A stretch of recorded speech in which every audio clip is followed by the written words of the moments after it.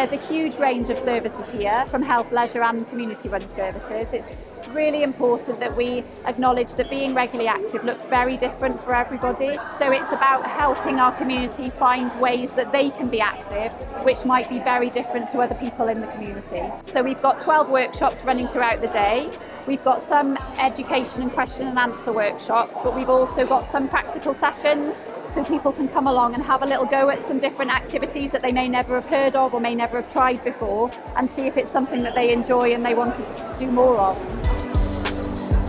We at Race Equality Face, we work with victims of hate crime and discrimination. We provide counselling service, we provide finance and digital service as well. We provide activities in the community as well as training. We try to encourage people from diverse communities to be aware of their health issues and take part in events such as this, and help professionals as well to engage with people from different backgrounds and to know their health issues as well.